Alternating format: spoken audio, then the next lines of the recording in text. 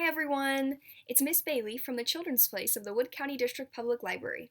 I'm really missing all my friends at the library, so today, in honor of April being National Poetry Month, I'm going to read one of my favorite books called Zorgamazoo by Robert Paul Weston. Try saying Zorgamazoo 5 times fast. This book was written in a type of narrative poetry called verse. Narrative poetry is poetry that tells a story, so it's basically a super long poem. I would like to thank Penguin Young Readers Group for permission to read this title.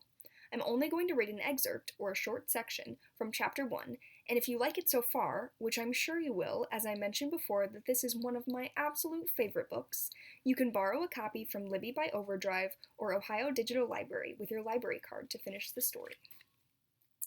So we have Chapter 1, A Shadowy Form. Ooh. Here is a story that's stranger than strange.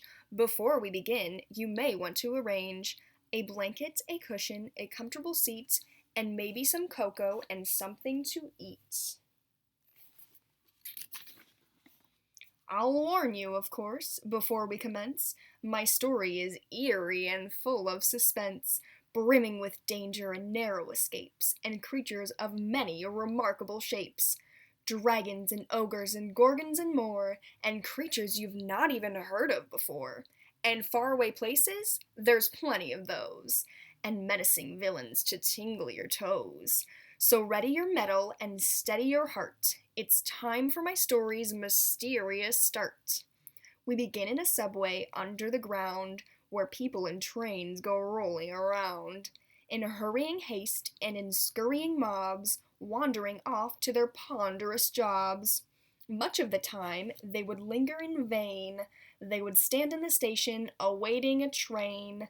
They would push in between the ticket machines, like fish huddled into a tin of sardines. They clutched at their purses and cases they brought, anxious and angry and overly wrought. Hoping a train would come barreling past, pick them up quick, and dash away fast. There was one little girl who waited as well, a girl by the name of Katrina Cottrell. While everyone else was busy or bored, this one little girl should not be ignored, for unlike the crowd, she was never inert. Her senses were sharp and awake and alert. She kept to herself, but she wasn't alone. She was joined by her guardian, Mrs. Crabone, who stood with Katrina, clutching her hand, in the flickering lights of the passenger stand. They were hunched near the tunnel of mortar and brick, where the lighting was dim and the shadows were thick. Where Katrina was curious, squinting her eye, she could swear that a creature was shuffling by. And that's all I'm going to read. I wonder what kind of creature Katrina saw in the subway. Maybe you could draw your own creature at home. It could have, 7 big eyes, or a huge fluffy tail, or a round polka-dotted tummy.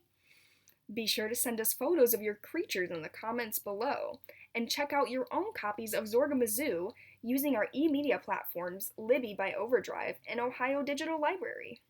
Thank you for giving the library some of your time today. We are so excited to reunite with you all. But until that time comes, stay safe and stay home.